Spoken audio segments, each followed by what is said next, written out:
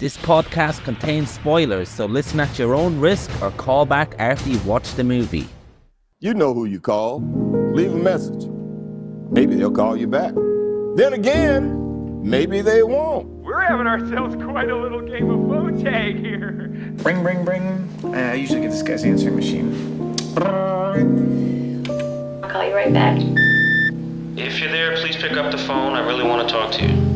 I check my fucking messages every day when I come home from work. My answering machine, zero. I got a blinking light. All I have to do is pick up this phone right here, inform the cinema, and your plan's kaput. No, I ain't got no phone. I had to pull, because people calling all the time, and who needs the aggravation, right? Interruptions. Hey man, speaking a bit quiet because it's 12:30 at night. Everyone else is asleep. Just got done watching The Fisher King. Saw it back in the day. It's a 1991 movie.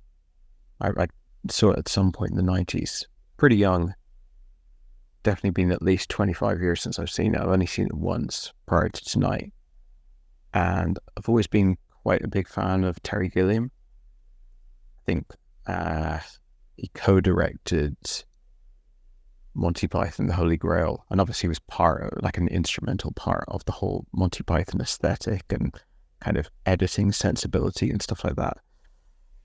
And then Holy Grail was that was the movie that really got me interested in filmmaking it's not just films were good, but the making of films was interesting. So Gilliam's always been a big guy for me. And then 12 Monkeys growing up, that was a movie that I liked a lot. But even though I've only seen Fisher King once at a young age, I've always kind of had it down as my favorite Terry Gilliam movie. And I've, for a long time now, wanted to revisit it to see if it held up. I massively respect Terry Gilliam, but I also kind of I disliked quite a lot of his movies now. I think once you kind of go past 12 Monkeys, because I'm not even a huge fan of Fear and Loathing, which is generally considered one of his good movies. But for me, even there, it sort of drops off. And then I think that's when he tried to make the Don Quixote movie for the first time and started shooting it with Johnny Depp, and that collapsed. And then after that, it's kind of in the second half of his career where I think generally people aren't crazy about the movies. Always worth watching though. The one he made with what's his name? Christoph Waltz. Something like The Zero Theorem or something. I can't remember what it was called. I didn't like it. I thought it was a bad movie, but well worth watching, really cool aesthetically. In fact, the actual eventual Don Quixote movie with Adam Driver was probably the first movie I've seen by him where I was I pretty much got nothing out of this. This was pointless watching. But anyway, Fisher King, I've always thought it was his best movie. I'm watching it now, it's just an absolute masterpiece. I mean, it is by far and away my favorite. I mean, I would like to revisit 12 Monkeys because I haven't seen that for a long time. But I just think there's something absolutely magical about Fisher King. I mean, literally, it's a fairy tale movie. Watching it now, kind of certainly knowing more about his career than I would have when I first watched it. I mean, I don't even know if I knew him. I didn't even know if I knew who he was or anything. I might have just watched that movie as a movie.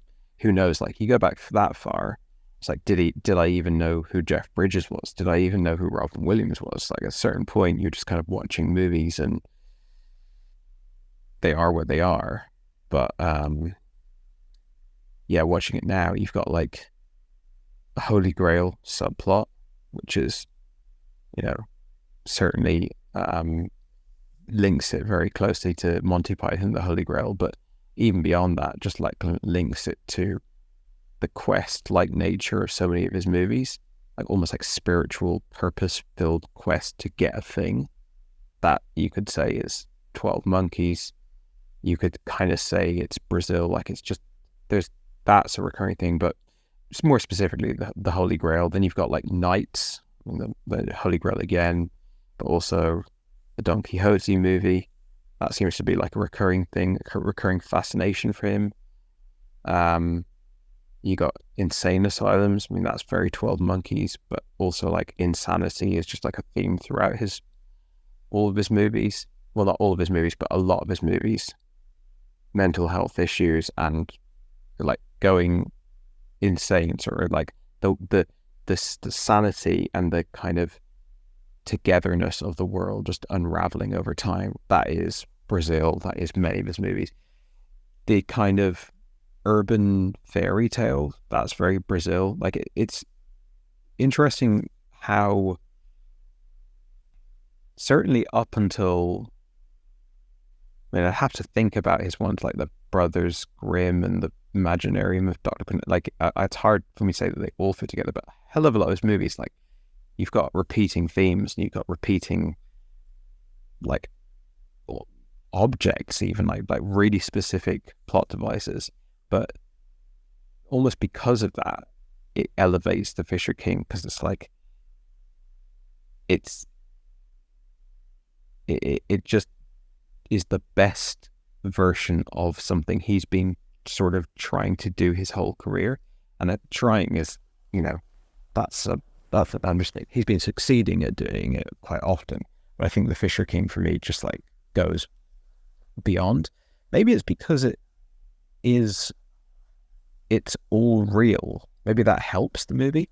Like obviously we see the Red Knight, and we see when they go to Grand Central Station, we kind of get this sort of stylized moment of everyone dancing and stuff like that. But really, it's everything we see in the movie is real.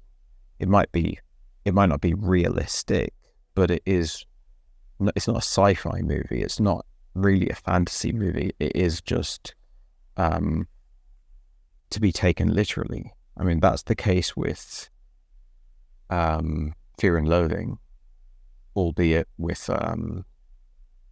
drug addled visions and stuff, but still those two movies are real. I can't remember if the Don Quixote movie, what goes on in that, because that movie is just kind of in one ear out the other for me.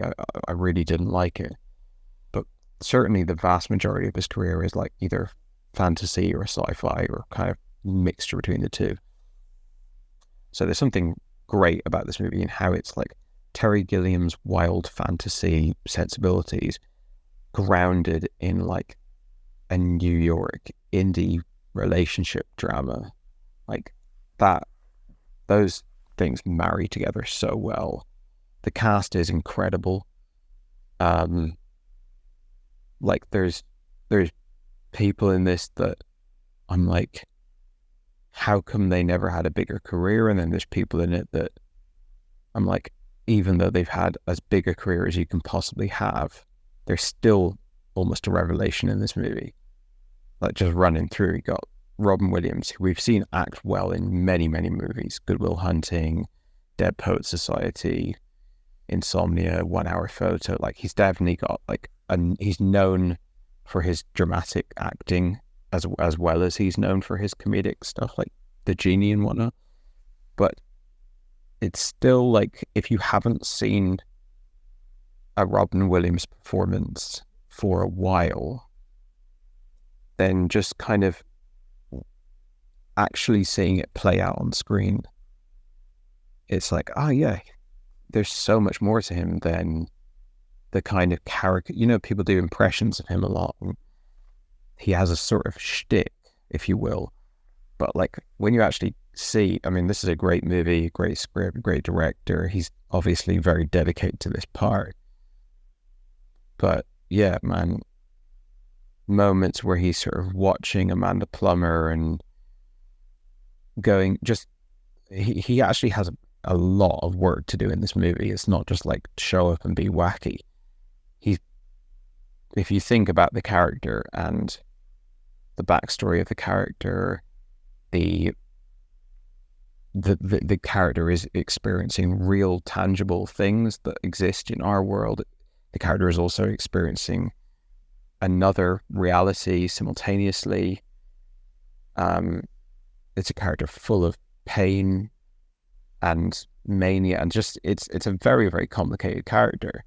I think maybe if you watch the trailer for The Fisher King, you're like, Robin Williams being Robin Williams, but like, yeah, across the movie he really has to do a lot, and I think it's, for me, one of his best performances, along with quite a few other movies that I would also say are one of his best performances, but it's definitely like essential Robin Williams. Jeff Bridges is electric in it. I love that kind of thing where you take like a really handsome movie star who's got that kind of silver screen charisma, and then you sort of stick him down in the gutter, like maybe a bit Tyler Durden, but he's obviously, Tyler Durden is supposed to be super cool, like he's supposed to be like the idealized version or whatever, but whereas this guy is supposed to be a loser, but he's also clearly like, he's got the X factor. That's how he was a big famous radio DJ or whatever. But yeah, it's really good casting. I think Tom Cruise has done that a few times, where like The Last Samurai or Edge of Tomorrow, or maybe Jerry Maguire to an extent, certainly Rain Man, where it's like, this is a person who's at a low point in their life and they are kind of like a lowly piece of shit, but they also have that movie star charm, X factor, and the two things kind of play off each other really well. And yeah, I mean, again, Robin Williams, Jeff Bridges, certainly not underrated actors, certainly very, very acclaimed actors, and actors who have numerous examples of them sort of being brilliant. It's not like we haven't seen many great Jeff Bridges performances, but yeah, still this one just like kind of kills it. But then on the flip side of those two like big superstars, I actually had to look up her name because I thought it was Jeff Goldblum's wife from Independence Day, but it's not. This actress, Mercedes Ruehl, who I'm not sure if I've ever seen her in anything else. She absolutely kills it as Jeff Bridges' girlfriend. I mean, it's as good. Like, I can't think that any actress could have done that part better. You see that and you're like, okay, so this is one of the big actresses of the 90s. Beyond the 90s, this is one of the big actresses of her generation. Like, there's absolutely nothing on screen here that makes me doubt that she would be one of the biggest actresses of her generation. But instead, she's pretty much a nobody. Like, that's crazy to me. I mean, amazing performance. And again, like, quite a lot to do. Obviously a supporting role, but still brilliant. And then Amanda Plummer, like, she's in one of the most iconic scenes of the 90s in the opening of Pulp Fiction, but she really hasn't really had much of a career. I mean, I can't name, off the top of my head, I can only name Pulp Fiction and this movie. Now, I'm sure she's done a few other ones that I'm kind of like, I go, oh yeah, I guess so, but she's not particularly famous. She hasn't had much of a career, and she's absolutely amazing in this movie. Like, she has to deliver like Charlie Chaplin's slapstick comedy and a whole quirky character, but then also like the tender, the scene where she's walking home with Robin Williams and she talks about how they're going to sleep together, and then in the morning it will start to fade away and he's going to leave and he's not going to call her, and then he wins her back with his sincerity, and it's like such a beautiful scene, and it's a scene that completely requires both actors to be just perfect. I mean, the acting in the movie is really, really good. Michael Jeter as well in that little role as the kind of drag queen character. Like, Gilliam is just a master of putting things on screen which is that's maybe the least eloquent way that you could put what he does as a director, what anyone does as a director. But whether it's a prop or a person or a costume or anything, like, nothing goes in, at least at this point of his career when he's kind of at his peak, nothing goes into the frame unless it's exactly correct. And this movie is just absolutely, I tell you what, when I watch his films, and this goes for things like Zero Theorem, if that's what it's called, like, goes for bad movies as well,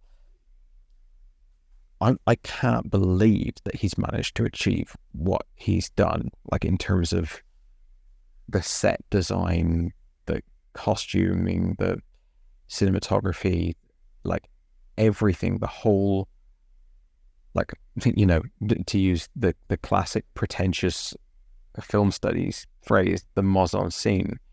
That's, like, I would point to him as, like, the peak director of his age group, of his generation, for, like, the mise en scene, the makeup of everything that we're, so how he's basically making this kind of orchestra of every possible element, visual element, or like audio, props. It's just amazing. And when you see, you're like, how do you even do all that? How do you have enough time and enough hours? Or, like, I wonder, does he have, like, a cohort of amazing collaborators, like, who just he can defer to, or is he just tirelessly working to cram every single, I mean, like, Wes Anderson is a, you know, contemporary example of this, where you see his films, you're like, how did you pull this together in like, 6 months or something before moving on to the next project? How did, like, when you're designing every little matchbox? But the thing about Wes Anderson is it's kind of, it all feels so controlled. It's almost like vector art or something. With Terry Gilliam, it feels so wild and found and, like, raw, that it's more mysterious how he's pulled it off.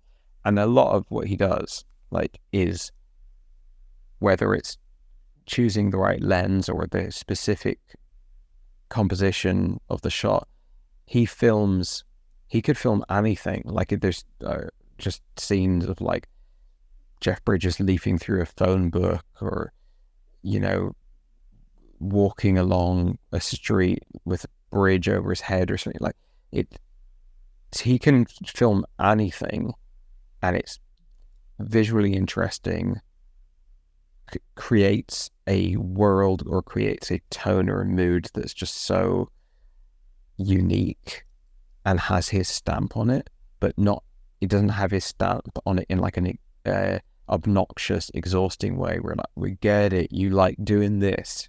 It's not that kind of I always do this thing in a regardless, and I don't care about the character or the story or whether it serves the particular movie. It's just like, this is what I do. In the case of Terry Gilliam, it just feels all completely unified, and I would say that about Wes Anderson as well. I love this movie so much.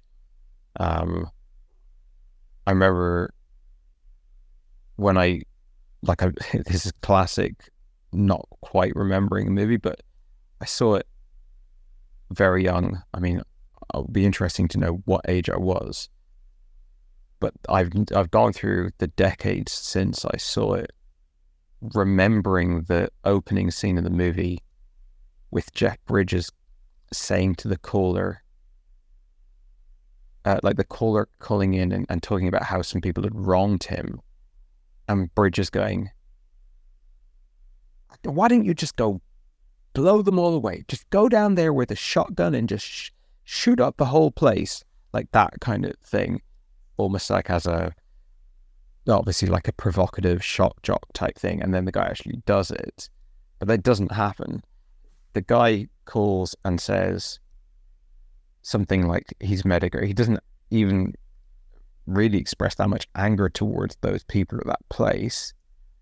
And Jeff Bridges doesn't specifically tell him to go and shoot up the place, or far from it. He says something like, look, they're not like us. They're a different breed. They don't care about us. It's us versus them, or something like that. He uses this. It reminded me of, like, you know, all of these contemporary influencer people, Andrew Tate, people like that, who use inflammatory language and use kind of, they sort of rile people up, but without delivering specific instructions, or like, and I don't know if that's to like keep them not culpable, or if it's more just like somehow makes more sense to just keep things vague and keep things like we're just creating anger, we're not trying to actually act on it or something. I'm not really sure, but it's interesting now because I don't think that was necessarily that talked about back then. Certainly this movie predates social media and stuff like that, so it's interesting to see that the catalyst for the whole thing comes from a very vague overture to, you know, tribalism and, you know, us versus them and all that kind of stuff. But yeah, that's interesting, just kind of having that memory corrected.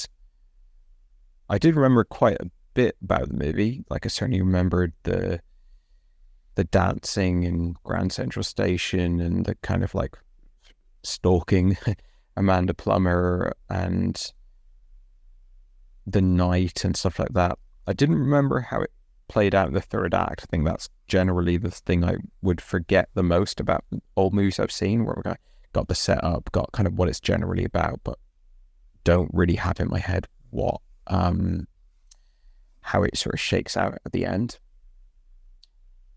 And yeah, I think because it's a fairy tale, you can get away with a lot. Like Jeff Bridges breaking into the castle to steal the Holy Grail is like, that's where they're pushing. That's, I guess, if I had to be critical of it, I would say that is the one thing in the movie that's too far. But the thing is, the movie charms the hell out of me and basically prevents me from being critical, because I so want everything to be all right with these characters that I really love, that I kind of don't mind. Like, as you know, my favorite film of all time is It's a Wonderful Life, and I've watched that on my own many, many times, but I've also like watched it in the cinema several times, and there's cheesy things in that movie, and I've spent, you know, my whole life reading about that movie and reading opinions on it and stuff like that, and I am aware that there's sort of cheesy, contrived sentimentality sometimes in that movie that people struggle with. And for me, it's like, I don't care. I just want to go where the film wants to bring me. And I you know, I love them. I love everyone in that movie, and I want it to work out for them. And this is sort of the same thing. I think, yeah, it's a little bit muddled. Also the fact that, like, we watched Jeff Bridges for about an hour and 40 minutes before he kind of, he feels that he's been sort of, I don't know, what's the word? He's been, or he's done right by the world by setting Robin Williams up with Amanda Plummer, and then he immediately just like drops his girlfriend and just goes straight back to that life. Like, to me, it felt like he had experienced more personal growth, and that he wasn't just the guy he had been in the past. Now, it's fairly quickly revealed that he has had personal growth, because he gets back his life and he then abandons it because he's come to value all these things that you know, like his girlfriend and stuff. But I don't know if he needed to go all the way back and drop her. Maybe it would have maybe made a bit more sense if he had kind of just been like, tempted by that and seen the option of that. But yeah, I don't know. It's minor complaints for me. Love the film visually, love the costuming, love the props. Like, it's just, you know, things like Robin Williams' bed sheets at the end of the movie in the insane asylum, or the weird hats that he's running around with, or some of the shirts that Jeff Bridges wears, or like sometimes they'll go to a location and there'll just be like so many extras. I mean, it's amazing seeing a movie that's like pre-CGI, because there's so much in this movie that's like big shots, loads of extras, or expensive locations that could be blue screen now, or like they put a lot of time and effort and money into this movie, and I just can't see that happening today. That if someone wrote this script right now, it would get a micro budget, might get some famous people in it, but it'd be a lot of trickery, and it just wouldn't have that same tactile feel that you get from Terry Gilliam. Like even the Red Knight costuming, like that's so extra and so homemade, but also like beyond what you could feasibly do homemade. Just, it's got that really, I don't know, just that joy of creativity that you get across his movies is brilliant. So yeah, I'm really, really pleased with this. I will say I revisited Brazil in the last few years and wasn't crazy about it. I need to rewatch Time Bandits, because that's one that I think I've seen once a long time ago, and it's possible I've only like watched half of it or something, because I really don't have much memory of it. Holy Grail, one of my favorite films ever. 12 Monkeys, really liked it growing up, would rewatch it. But yeah, this is the one. 1991, so starts off the 90s, and then he does 12 Monkeys and Fear and Loathing in the 90s as well. I think that is all that he did, those three movies in the 90s. Maybe I'm forgetting one. Another thing is that it's got that like that song, How About You, recurring through it the whole way. Interesting, because Brazil has the song Brazil, instrumental song, recurring the whole way through it as well. It's kind of, I wonder, are they consecutive movies, or is Time Bandits in the middle? Anyway, great flick. Hope you liked it as well.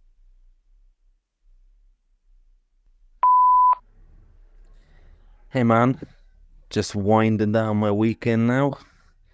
Sunday evening, went house hunting yesterday to a place called Takeley, the back arse of nowhere, and it reminded me of, you know, those kind of crossroads in Ireland where there's not much there and it's in the middle of nowhere, but still dusty tractor roads everywhere, that kind of vibe. Well, it was reminiscent of that, so kind of put me off the place, but yeah, I'll keep going. It's a big concert across the road now on Box Park, bit louder than normal, but hopefully it won't come true on the message I'm leaving you. So I'm not a fan of Terry Gilliam at all.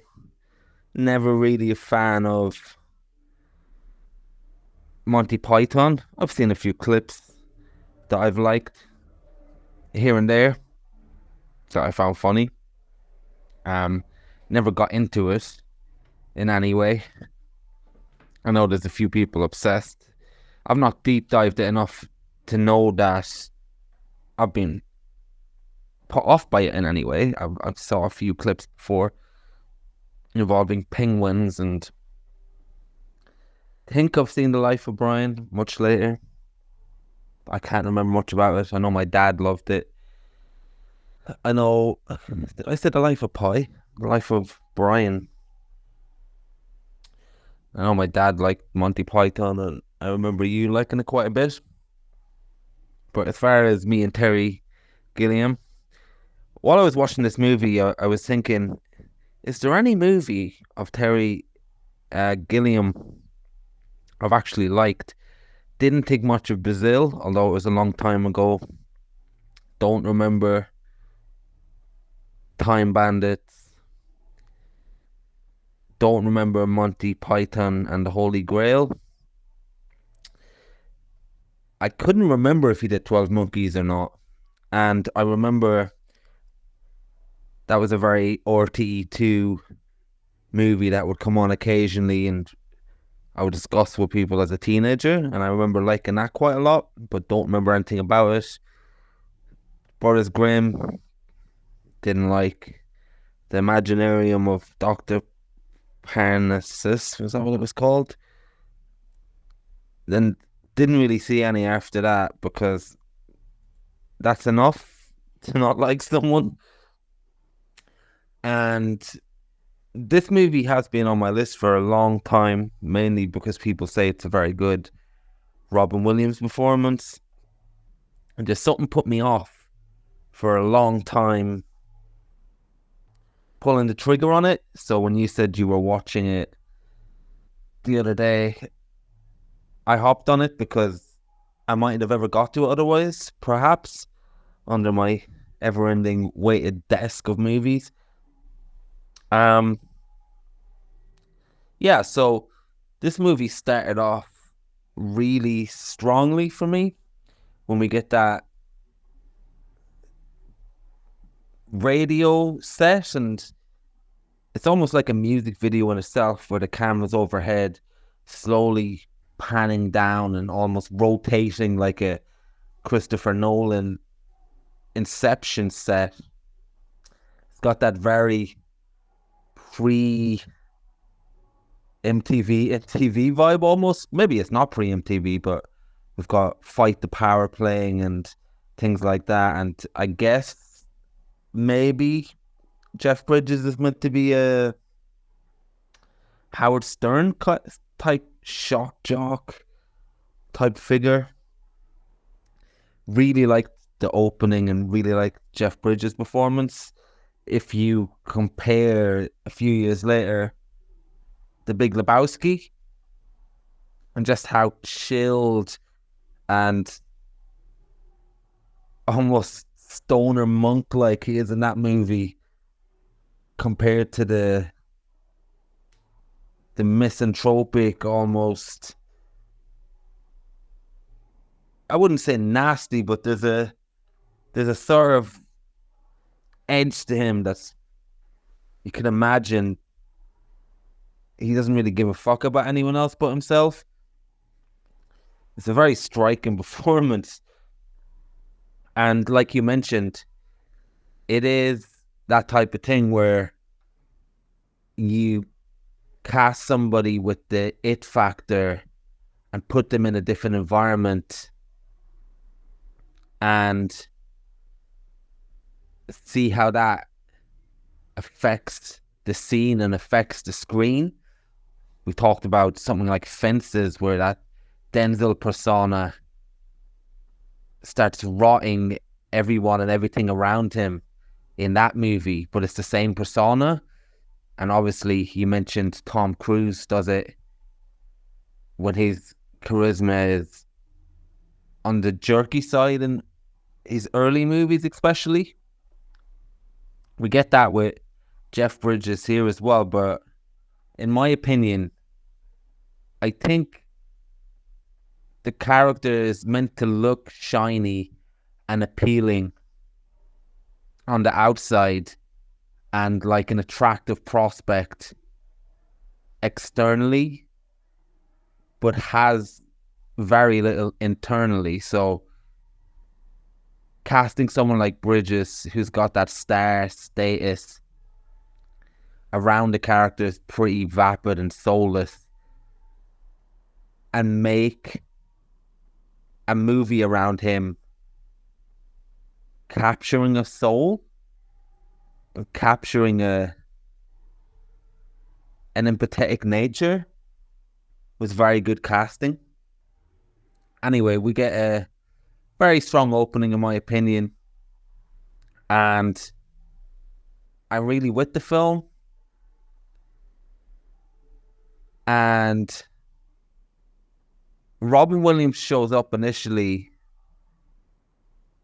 in a very, very goofy way. Because I would say up until that point, you're not aware it's a fairy tale. At least I wasn't. I read absolutely nothing about the movie. I had a few thoughts in the back of my mind, maybe, that I might have read before. Like, I was thinking, did someone die in this movie? And he goes on a fairy tale.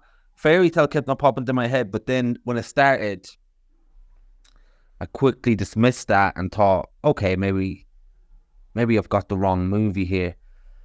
And when Robin Williams and his merry band of homeless men show up with an arrow with a suction plug and this type of thing, and it goes really wild really quickly, there's a very quick tonal shift into something else that I wasn't expecting. There was about 15 to 20 minutes where I think to myself, yeah, see, this is why I can never get into Gilliam. This is why I can never get into his work, because it's just a type of goofy that I just don't get. And that would be true if I was talking about some of his other work, his later work, where it's just does absolutely nothing for me. Like maybe the Imaginarium of Dr. Parnassus and things like that. But in this movie, it actually isn't true. And I quickly got swept up in the current of everything that this film had to offer. And it was quite bizarre watching this movie on a Sunday around 4 o'clock or 6 o'clock, that prime time spot where something like The Neverending Story, or what's that movie that Rob Reiner did? Speaking of Rob Reiner, that we were in another conversation earlier, was it The Princess Bride? Those movies on a Sunday, and things like The Goonies and all these kind of Sunday movies you would traditionally been watching with those same kind of familiar beats. Watching a movie like this on a Sunday was such a throwback in one way, but comforting throwback, I might add. But at the same time, this is like you said, an urban fairy tale. Took the words completely out of my mouth. There's something definitely special and magical about this movie. And at the same time, it has, I don't want to use the word prestige Hollywood feel, but it's got that same magic as something like It's a Wonderful Life, as something like Singing in the Rain, and even Mary Poppins and things like that. But it's come from a completely different, I don't know, a completely different hemisphere of a brain. And that's something I really appreciate about Terry Gilliam in this movie. And you're right, every frame, every use of the camera, every second, every shot is interesting and engaging and slightly different than what you'd expect, and not in a distracting way. I kind of disagree about Wes Anderson. I think with Wes Anderson, you're gonna get the shot list. You're gonna get the trademarks, and not that you don't get the Gilliam trademarks. I presume if someone dissected his career, the similar low-angle shots and looking up that things like 12 Monkeys has, I'm nearly sure, from very distant memory. But it's not imprinted in the same way that something like Tim Burton style is. It feels more like both the right shot and both the most unique shot for making every moment seem like slightly different view, almost like a Alice in Wonderland mirror. There's just something a little bit different about it. Even when Jeff Bridges is walking out of his apartment, or well, his girlfriend's apartment, and there's almost a sideways, slightly skewed, not like exactly a Dutch angle, but this is just a unique camera placement of the street, and when he walks away, it's just so memorable. And you mentioned that if this was a movie nowadays, you wouldn't get the budget and the time put into the craft. Yeah, this seems like sets built for a movie, but at the same time, a very unique lived-in experience as well. It's very hard to explain. It's almost like if you went to a parallel world where things are different, it might look like this. Even at the same time, you are very much aware that the set's being built. And just get back to your budget comment. Apparently, this movie was made in response to Gilliam's previous movie. The name escapes me now, but that was much more bigger budget, and he was under a lot of pressure to do this and do that. Whereas this movie purposely scaled back the budget in order to have his own way. So it is 25 million, I think it is, but it just feels really epic, and it feels very magical, doesn't it? At the same time, there's a dark underbelly to it where, you know, you mentioned that he was trying to make this Don Quixote movie for years. Well, Terry Gilliam is a Don Quixote, isn't he? And his movies kind of feature characters, which you kind of mentioned, chasing something. And I think Gilliam's very interested in why they are chasing, what it means to be chasing, and if you see things as something else, whether it be windmills or red dragons, or not red dragons, red knights, what does that mean for those characters, and what does it mean for the world of those people? And I remember I was saying to you that, I was saying that there was a David Brent impersonator that I started watching videos for, and when you compare it to even Ricky Gervais himself nowadays, or compared to the David Brent days of The Office. It's like every mannerism is right, every breath, every movement is right, but the context is completely wrong. And I think sometimes when people mimic Robin Williams and try and remember what he was like in their mind, even when they're thinking back of his movies, you just don't remember how good he was until you experience something like this for the first time, which was my first time today. Just sometimes when you think of him, you think of the manic, like, well, I'm gonna watch the third son, that kind of thing. But in this, there's one scene where he gets absolutely paralytic with fear from the Red Knight, and he absolutely nails having a breakdown, and the absolute fear in his eye as he collapses on the ground. And then Jeff Bridges, he sees as someone who can ward off the Red Knight, and then they go on this big mad chase.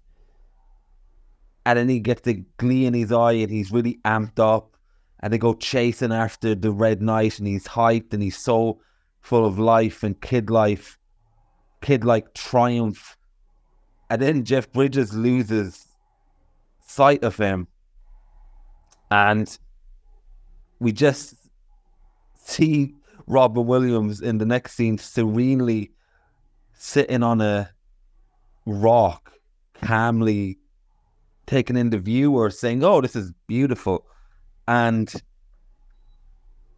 yeah, there's just something about Robin Williams' tour de force way of almost schizophrenically switching emotions in such a scatterbrained way that when he's on form like this, which he normally is, it just hits you like a ton of bricks in every way.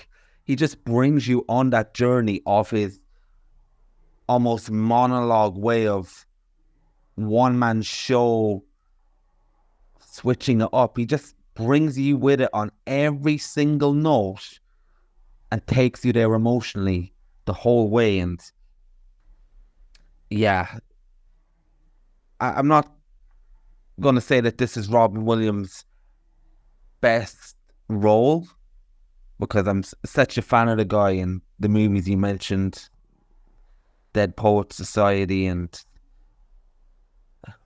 Good Will Hunting, and we just know how very capable he is.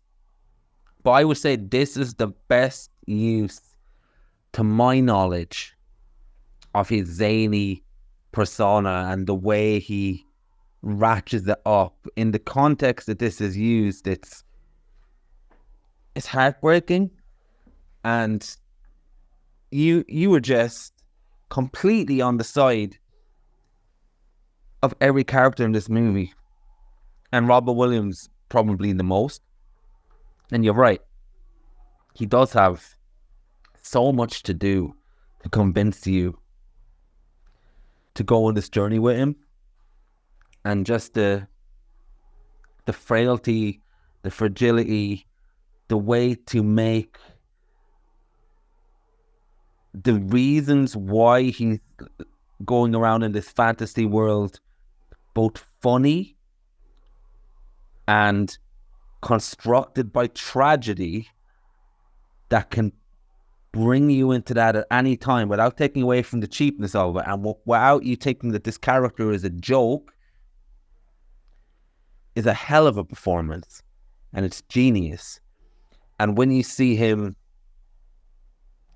then this movie at a certain point becomes a little bit like a romantic comedy and a little bit like a romance between the Robin Williams character and Amanda Plummer, and it becomes this really cute, offbeat, surreal Nora Ephron type of thing throughout New York. And you just which is very rare for a fantasy movie and very rare for me in a movie in general. At a certain point, I was hoping everything everywhere would work out for everyone. And that scene where he goes on a date for the first time with the Amanda Plummer character, and then it's just the sheer goofy oddballness of that dinner table. I presume that was complete ad-libbing just because of how Terry Gilliam edited the scene with a swipe, and it's just them having fun and people cracking up. I think that was ad-libbed. Could be wrong. It feels that way. Then we get that great scene, which would be pretty high quality moment in any romantic comedy or any romance, where he's walking her home in his ridiculous suit. But again, it's not a joke, but it is a joke. But it's endearing to see him in this suit that's way bigger for him, wearing his heart on his sleeve, and then we see her completely vulnerable and saying, "Oh, if I invite you in, then you won't call me." And we get her whole romantic history and story of being let down in that one moment, that sorrow in her eyes. She completely nails that. And then Robin Williams replies something along the lines of, "Wow, we've just had our first kiss, had our first night together, got married, got divorced in one moment." And then I think then he mentions the first kiss, and there's just a very gentle, somber, magic sincerity to his voice when he delivers lines sometimes, isn't there? Don't know how he does it. And that scene is pure magic. And yes, probably one of the greatest fairy tale of our time. As weird as it sounds to say. Obviously for adult audiences, but yeah, it's like being at Disneyland as an adult, something about it. And you mentioned Mercedes Ruehl. I thought the exact same thing as you, man. That this is such a performance. Brilliant performance. She actually got an Academy Award for supporting actress for this. Robin Williams didn't win his, but he was nominated. And yeah, she just does everything right, doesn't she? It's just one of those star-making, almost Meg Ryan or Julia Roberts, where it's like, who's this person in town? Performances. Maybe she didn't have the right look that they were looking for. I can't imagine why you'd win an Academy for supporting an actress and not get a massive career after this. I don't know. And listen, I not only went with the castle moment, I needed that. We needed that castle moment where Robin Williams' character breaks down and is in a catatonic state, and we have so many references to Pinocchio, King Arthur, Sleeping Beauty, even, and this absolutely is on point with the fairy tale aspect of this murky city fairy tale. He needs to break into this house. And I just went with it so much because you just care about these characters. And if that solves Robin Williams' coma problem, then you want it to happen. And you want Jeff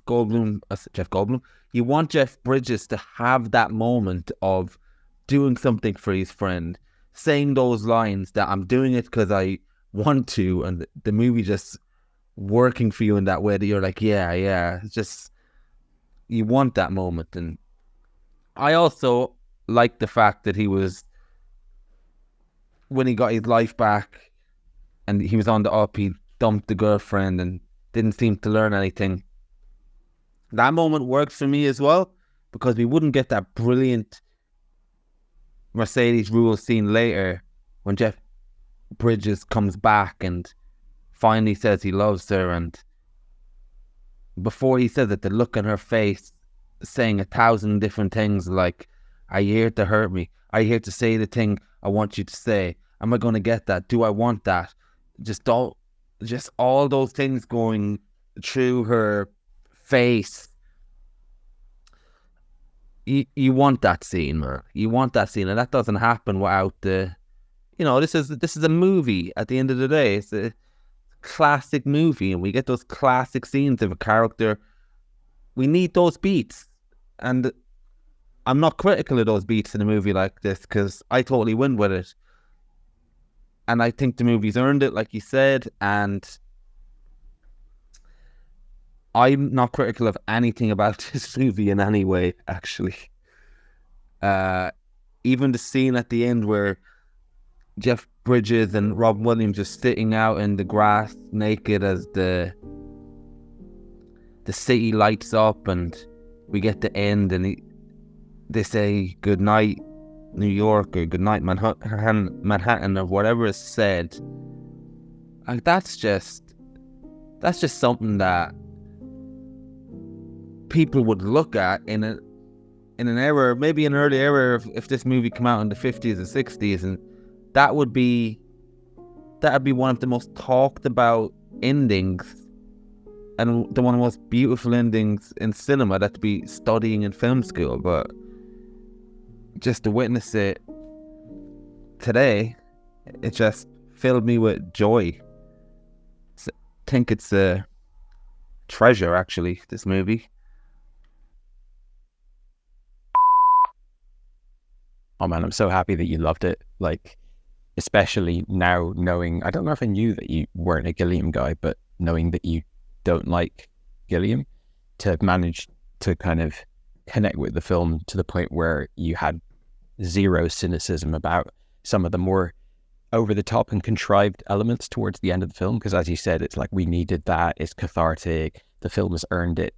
This must be one of the films that has done the most work to earn scenes and moments that wouldn't work had they not earned it so well. Do you know what I mean? Like, there's so many things in the back half of this movie, but kind of all over the movie, where if you haven't done the work on a character level, and that's both screenwriting and acting and just pretty much everything working together, then this is falling flat as hell. This is actually annoying if you haven't done the work. And, I know Gilliam's very much a kind of Marmite director. You sort of saying that you don't like Monty Python, you find various Gilliam things annoying, like that totally makes sense. I think I probably came to him when I came to the Pythons when I was a kid. They were on Network 2, second Network 2 reference of this conversation. This is back in the era when you've got like Friends and stuff like that, and then seeing the Pythons, Monty Python's Flying Circus, it was just so crazy and subversive. Like, it's still to this day probably the most subversive TV show, maybe along with like Tim and Eric, awesome show, great job, but that is riding on the foundation that the Pythons laid. So I was very much in the bag for Gilliam movies when I started to get to them, because I already, if anything, they're significantly more grounded than the stuff he did with the Pythons. But anyway, it's a testament to this movie that it managed to win over a Gilliam hater, because it is very, very, very, very Terry Gilliam. I mean, it's Terry Gilliam to the max.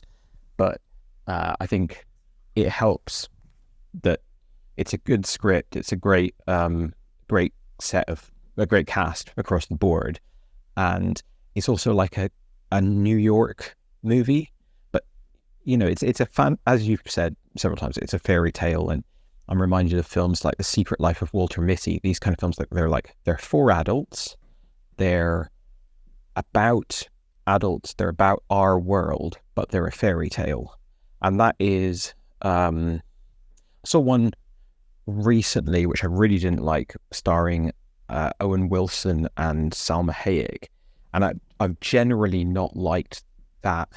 Not necessarily hated it, but I've generally over the years been a bit kind of nonplussed by these sort of urban fairy tale or adult real world fairy tale movies. But it is a different thing. It's maybe a bit more different to the rest of his career, which is it's not a fairy tale happening in our world. It's like literally a fairy tale or literally a sci-fi thing and stuff. So certainly this is way more grounded than something like Brazil, which, I mean, pretty much all movies are more grounded than Brazil. But yeah, just to like hitting on some of the points that you've raised there, like that tonal shift when William shows up with his band of his little band of homeless men. Obviously the film has been quite over the top until that point, like even right from the very beginning, the Howard Stern scene that you mentioned with the camera coming down from the ceiling, like that's very heightened.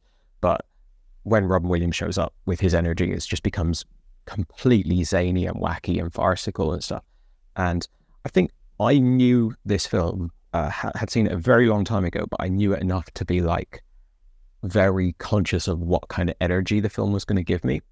Like I vividly remember scenes like them sort of like racing through the streets of New York and kind of like chasing the Amanda Plummer character, and all the stuff with the drag queen. That I knew the places that the film was gonna go. So when I hit that scene, I was like, it was almost like, okay, now the film starts. Like this is everything up to then has been like his life before this adventure, and you know, it's almost like they have to go way over the top, introducing the reality of the film because it's such an over the top thing. But if you're watching it as you were not knowing that, then that's a massive like whiplash moment.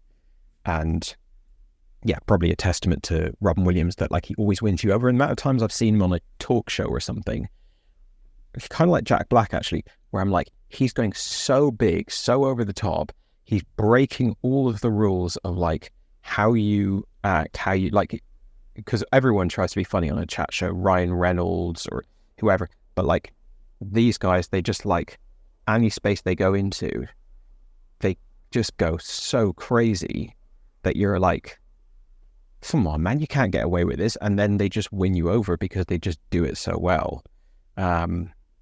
Yeah, and that bears out in the movie. But as you said, we quickly get lots of other colors of Robin Williams. And it's hard, as you said, to identify a best performance, even for me, even in your kind of caveat that you put of like his best zany performance. I mean, we also then have to think about the genie in Aladdin, which is one of the best voice performances of all time. But it's definitely, I don't think you get anything better than this. I think this goes into the category of, you know, if I want to show someone how good Robin Williams can be, and it might be his best performance just because it might be the one that includes the most things that he's capable of doing. But yeah, anyway, great cast all around. The camera work stuff, you sort of, I think you were kind of making a point about Wes Anderson, and then you got sidetracked there and the kind of difference between them. I think if you're making a film that's really stylistic, you've got to have it so that everything works together harmoniously. Like it can't be that, and this is the case with some of Wes Anderson stuff, it can't be that the style just feels like self-gratification for the director, that it's not in service of the story or the world. It's just like he wanted to do this style rather than he wanted to tell a story and this style complemented it. And I think anyone who has an a very recognizable, identifiable style, I would say this of Tarantino as well, you kind of got to, like, you're going to get some movies where they just wanted to do that over and over again and it's quite shallow and empty. And then you're going to get other movies in the catalog where it's like the style that you have and the story that you're telling and the world that you're depicting and the characters that you're featuring are so harmonious. So I think that there are definitely like a good few Wes Anderson movies where I'm like, that's all just working together, singing. And I think it's very different, but in this, it is definitely working. But I would say that Gilliam's style, because it's more real, it fits more, like Wes Anderson's style is so artificial, it brings you out of the reality of the scene, like nothing, the way people talk, the way everything looks, even down to like the fact that every single shot you're thinking about the camera, you're thinking about the construction, you're just thinking about the artifice of it all.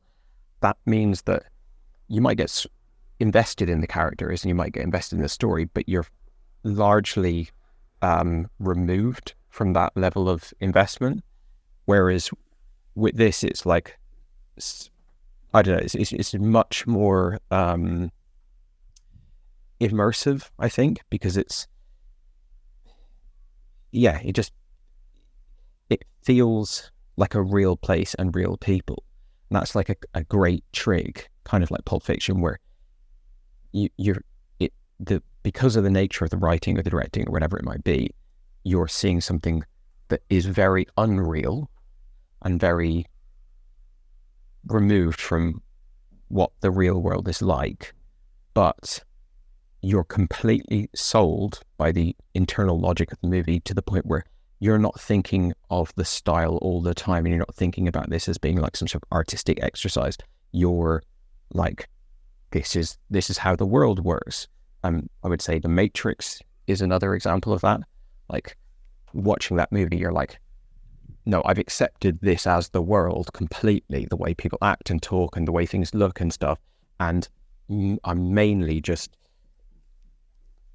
invested in seeing where I'm being completely swept up in it. So that's something that I think is a really nicely struck balance in The Fisher King, and something that dwindles over the course of his career.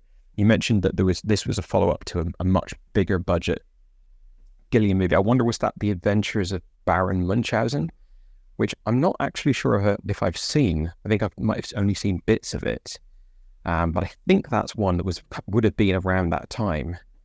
And this was a sort of stripped back thing. Now, you say it's 25 mil. I think in 1991, 25 million was more substantial. It certainly wasn't like a blockbuster. This wasn't like one of the highest budget films of the year or anything. But I had a quick look on Box Office Mojo there to see like what were the big movies of 1991 and were they, kind of similar budget. There's some like Robin Hood, Prince of Thieves that are much bigger budget. Same with Hook, also Robin Williams. But then there's fairly big movies like The Addams Family, Silence of the Lambs. These are the same budget as The Fisher King. So I think back then, I would imagine that 25 mil would be, if you put that into today's money, maybe that's like 80 mil or something like that. And nowadays, there's no way, absolutely no chance that this script is going to get given $80 million to the budget. It's just not going to happen. And what we lose with that is just some of the spectacle of this movie. Because obviously loads of what we see in this movie can be done with CGI. Almost everything. Like, for example, the Grand Central Station scene. Well, there's absolutely no chance that with this kind of a movie, with this script, they're going to hire hundreds of extras and dress them all in all these different costumes. And they're not going to shoot it in Grand Central Station either. So what they're going to do is they're going to have a small handful of extras and then everyone else is going to be digital doubles. They're going to have either shoot it in a very different looking location and CGI in some iconic stuff to make it look like Grand Central Station, or they're just going to make like it's going to be an entirely fake kind of blue screen thing. And as you're watching it, you're not going to be thinking this is fake because the CGI is really good. You're not going to be distracted by that, but you just will not get anything close to the like sizzling, energetic experience that you get watching that for real. You know, it's kind of like you give someone a knockoff brand of a soft drink in isolation. It's been months since they tasted the real thing. They taste it and they're like, yeah, this is just like the real thing. It's like, yeah, but give them side by side and they're just absolute night and day. So yeah, I think whilst it's doing a lot with its resources, and that's very Gilliam, I think he can really deliver. Like he's adding so much value to the movie with things that cost nothing. Like the design of the Red Knight, you could easily spend way more money on that, but it looks kind of paper mache and homemade and stuff. So it's kind of a mixture between lo-fi, and you couldn't do that for a student film because it is a real horse and it is like a pretty big structure, but it's the imagination and where the camera placement and stuff is just so imaginative. He's giving you tremendous bang for your buck. Yeah, and then just kind of circling back to the stuff towards the end, like the break-in scene. I agree that like the film has earned pretty much anything, and to be fair, it gives us pretty much anything. Like there's really nothing more over the top you can do than Jeff Bridges dressed in like this crazy costume that's reminiscent of what Robin Williams and his crew have been wearing, and sort of like doing a like 60s Batman level heist, and you know, everything that kind of goes on with that, and even beyond that, but just like he gets his job back, he does this, then he drops out, he runs out the thing, and he does the heist, and he's Robin Williams in a coma. It's just like insane amount of shit going down in the final sort of quarter of this movie. I don't mind that. Like, I think that doesn't make this movie a movie that I don't love. I adore this movie, actually. I think I liked it when I saw it as a kid. I've revisited it, had an absolutely fantastic time with it.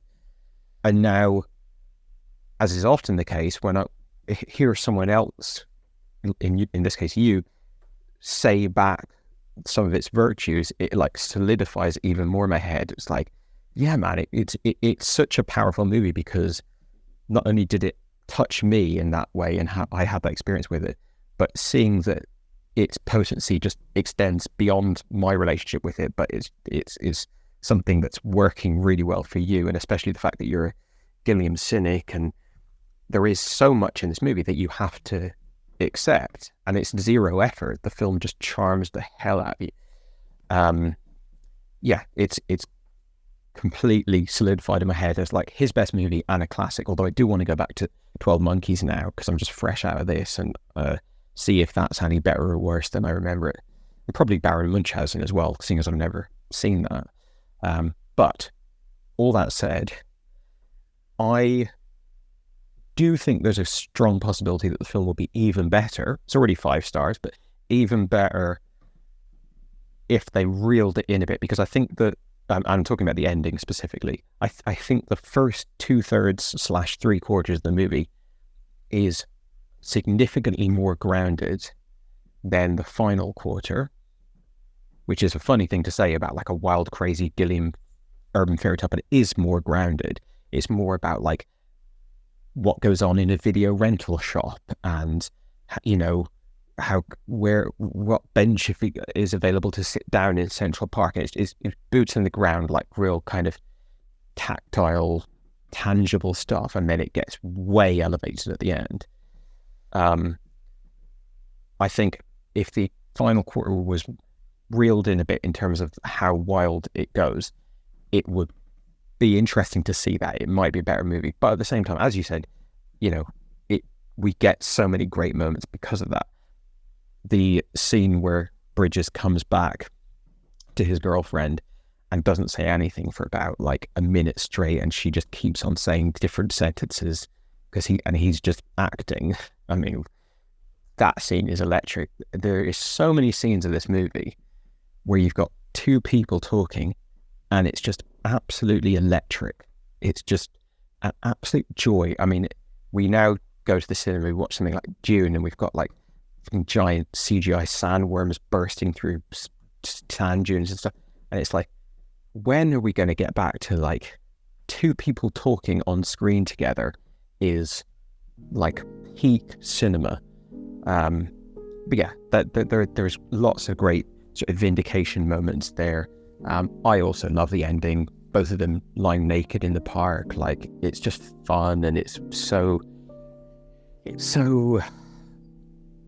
iconic and emotionally true to the movie.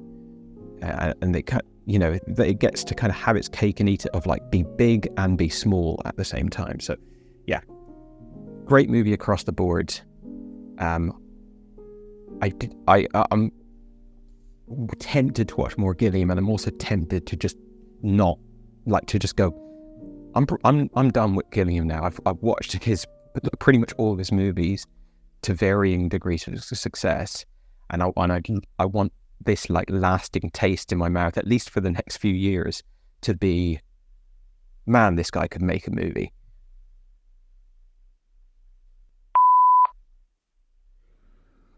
Yeah, I was making the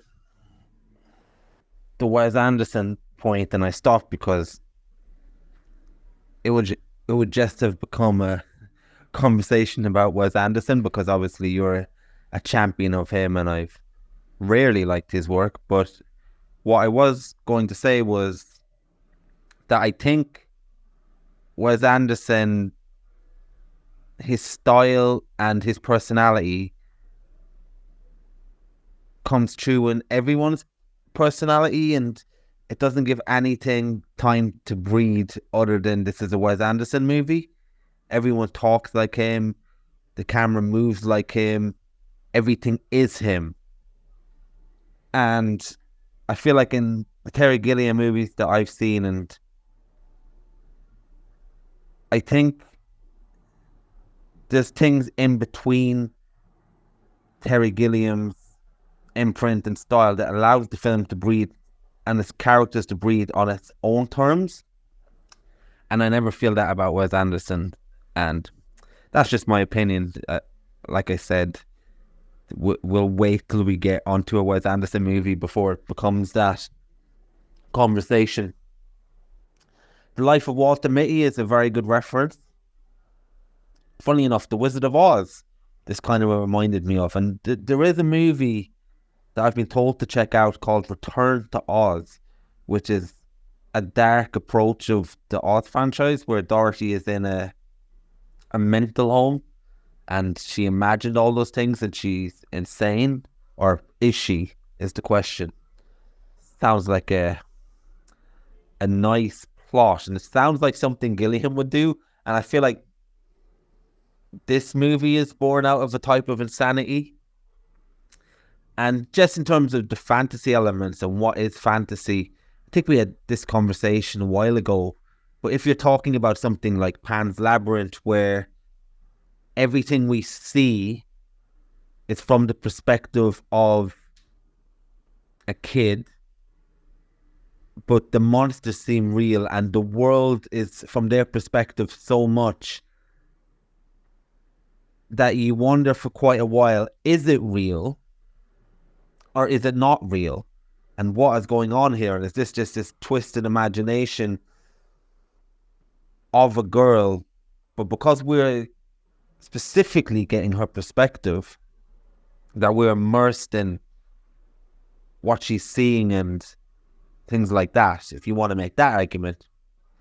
And then you have stuff like the Florida Project, where you're almost observing how a kid views the world and is living their own Disneyland, but we don't get that magical realism for the most of it. Instead, we're dialed into their perspective without a front seat of their perspective. We're still viewing the kids as an adult, and then that movie gives us a kind of a protective vibe and a worry that there's an innocence to these kids and there's a childlike quality to their movement and how they go about the world, but we're 2 steps back looking at a bigger picture of how dangerous the world is. There's various ways of approaching fantasy. And I feel like in this, we get all of them, which is one of the most glorious things about this movie. We get all of them. We get a Pan's Labyrinth type perspective of Robin Williams' trauma and the ordeal of his wife being killed by a shotgun. We get that embodied through the character of the Red Knight, and the red and the lighting and how the noises of the night carry itself is the embodiment of the trauma. It's red, it's dark shades of red.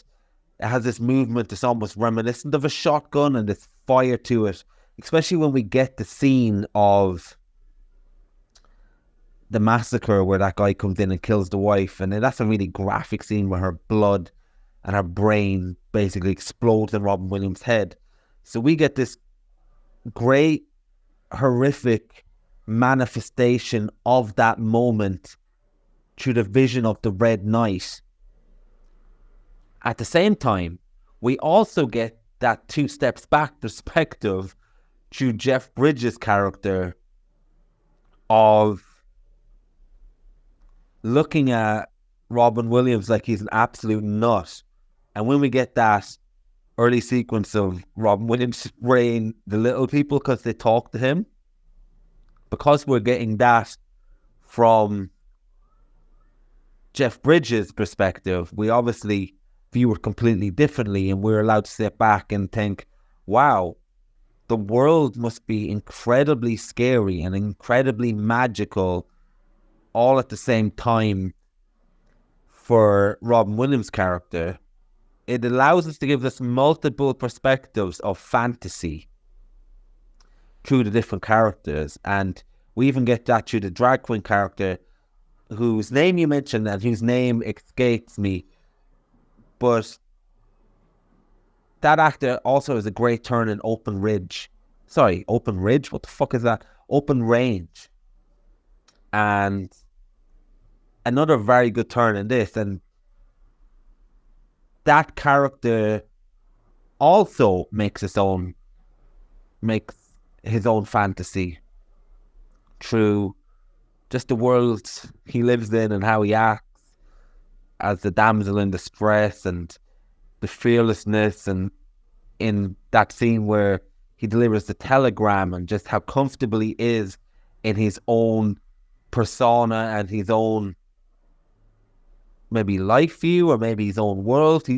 We see him as a very comfortable character in his lifestyle and his fantasy, and in the office when he delivers that telegram, no one else even claps, and I wouldn't go as far as to say they're laughing and sneering, but they're certainly amused.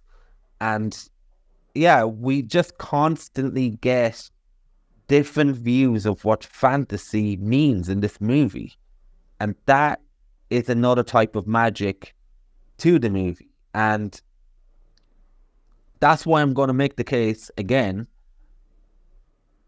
why that final sequence of Jeff Bridges breaking into the castle is the embodiment of this story, and the movie is much better for it, in my opinion. Obviously, we're arguing about a 5-star movie now between us, where you agree and I agree, and then you wonder and I make the case for it. So it's, in a way, it's needless conversation, but I just have to make this point because I feel very strongly about it. We see Jeff Bridges from the start as taking on the archetype of the reluctant hero. It's taken to the extreme. He's a non-believer. He despises these people. He's got no heart. He's got no soul. He's got no time for the homeless. He is a narcissist. He's got a super ego. And he's around this high level of fantasy-driven characters, whether it's through trauma, whether it's through comfort, whether it's through all these different things. He is reluctantly there, and he does not believe. He does not believe in it, and obviously rightly so, because it's never depicted as something that's meant to be real, but it's real for the characters in this movie, and that's the thing. If you believe you are chasing windmills, what does that do for you and the people around you? And I think Gilliam was always fascinated with that question. And what's so beautiful in a way about Jeff Bridges almost adopting the fantasy world of Robin Williams' character is that he's not believing in the fantasy. He's believing in his friend. And he's believing that by doing this, it will bring his friend back. And we get that beautiful scene in the hospital where he's saying, I'm not doing this because of this and because of that. And obviously his motivations prior to this was because he wants to make amends and pay his debt. But in this, he's doing it because he believes in his friend. And even though his friend believes in this absolute absurd motivation that this is the Holy Grail and if I get it, this will happen. He is adopting something his friend believes in for him and not himself. And what happens if you play along with that fantasy? And what happens if you go there when you don't believe, but you believe in a person? And I just think that's brilliant. And obviously we get him in the costume, we get him in the we get him with the kind of Robin Hood costume, we get him scaling a castle with the rope and breaking into the house, and we get him robbing the chalice, and then it's got some stupid award written on it. But all that is necessary because we have him adopting someone else's fantasy and going to those depths to bring his friend back from the dead, essentially. And what makes it even all the more genius is we know that Jeff Bridges doesn't believe this. We know that he's doing this complete ridiculous thing, not invested in it, not wanting to do it, not believing. But he's still doing it anyway. And that adds so many layers to that scene that I think it's a very strong final act because of those reasons. And because of that, we get everything that comes after as well. And it's strengthened by Jeff Bridges doing that act and us seeing that act and us absolutely seeing the absurdity of something and seeing that somebody is able to put aside themselves to enter the absurd. That's probably Gilliam in a nutshell. And yeah, I think it's brilliant.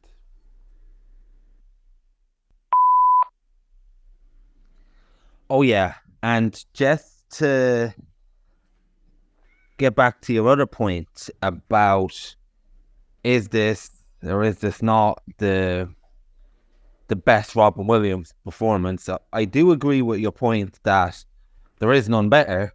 And obviously, once you get to the part of, oh, is it the best, is it not? At this level, it's open to personal opinion and preference, isn't it? But what I will say is, this is probably the only Williams movie I can think of where we get every Williams performance in one movie. We get Genie, Robin Williams here. We get Good Will Hunting, Robin Williams here. We get Dead Poets Society, Robin Williams. We even get Flubber, Robin Williams. We get all the Robin Williams in this movie from scene to scene at times almost. And for him to pull out every Robin Williams dynamic in one movie and have us go on the journey with him every step of the way, while staying true to the character, while staying true to the moment, while staying true to the scene, and bringing us to something that's so humorous, bringing us to something that's so absurd, bringing us to something that's so sad, bringing us to something that's so hopeful, bringing us to something that's strangely romantic, bringing us to all those moments. We get all the Robin Williams moments and all the Robin Williams movies in one, in a way, in this. And I think that puts it, not obviously as his best performance, but that puts it somewhere uniquely in Robin Williams' catalogue that isn't found in his other movies.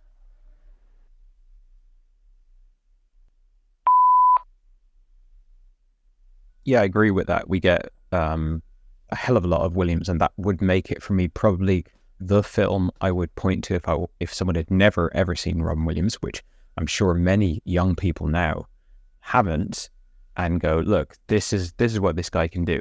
I do think that there is another brand of Robin Williams that emerged maybe 15 years later with films like 1 Hour Photo, World's Greatest Dad, Insomnia, that really subdued, haunted, like just melancholic, dark Robin Williams that I just don't think he had even discovered or played with at this point. But this is every Robin Williams up to date in 1991 for sure. And you won me over on the third act. I think like it's the way you put it as like, this is his demonstrating his belief in his friend rather than him believing in the Grail, and just like how the absurd and crazy extents that you can get to as like in terms of believing, when you believe in a person. I don't want to cuddle. Okay, let me get back to this in a second.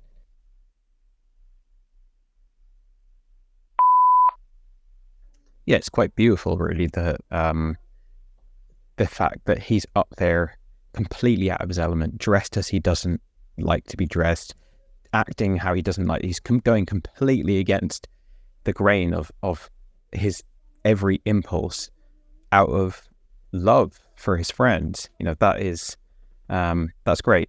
And I do often watch a movie where I'm like, I can't believe it's going this far, but I'm so happy it's going this far.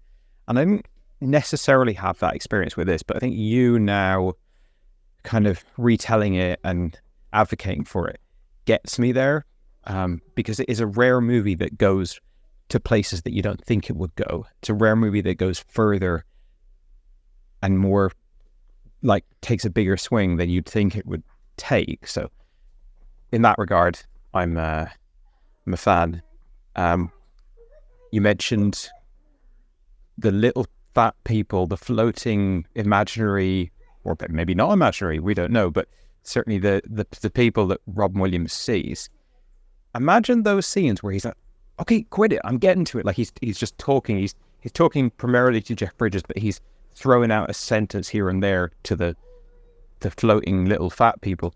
Like, how few actors in film history or in like Hollywood major actor history could sell those scenes or those moments. Honestly, like, you're talking about a tiny pool of actors who can make that work. So it's really a great meeting between a part and an actor. And you reminded me there of the massacre scene, which we don't get initially It's in typical film fashion, it's kind of held back from us, and we get the emotional impact and everything like that, but we don't get the actual scene, and we kind of assume that we'll never get it. And when we get it, it is absolutely brutal. And that's one thing I love about Terry Gilliam, is both in interviews and on screen, he doesn't pull punches. Like, he makes quite whimsical, fun, light, almost childish movies. But if he wants to do something, or if he'll put whatever he wants in his movies. I vaguely remember a couple of other bits in this film where I was like, okay, you're probably not doing that nowadays. Not that it's like a film where I'm like, this would be cancelled now, but it's just, you can tell that this guy does his own thing, and that's great to see. But yeah, I guess that kind of wraps up the conversation on The Fisher King. I don't know if you feel any amount of conversion to Gilliam fandom. Are you tempted to check out anything else?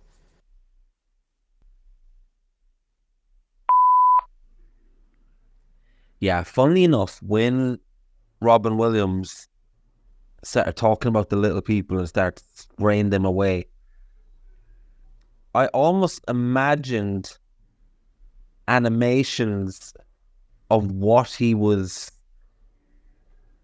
or who he was speaking to in that moment based on his performance. Even how he filled space in the scene, and how he blocked the imaginary things that he was talking to. It made it very easily to visualize what he might be talking to. And even though you know that it's completely the visions of a madman, because he sells you on it so much, you can always visualize it. You can always imagine an animation version of it in that moment. And regarding what to watch, if I would watch any other Terry Gilliam, saying that and how much I love The Fisher King, I feel like every element in The Fisher King is something, if it was moved slightly to the left or slightly to the right, I would not like it. I just think this combination of actors, performances, it just worked really well. But I also acknowledge that I could have ended up hating this movie if it was just turned any direction. So I'm not really excited or on the hunt for any Terry Gilliam that I haven't seen. However, saying that, I'm very much up for watching 12 Monkeys again. The movie was a staple of my childhood and early teenage years. I don't remember much about it, except I liked it. I'd be very much up for revisiting that. Your mailbox is full. Please delete new or stored messages which you no longer need so that new messages may be received.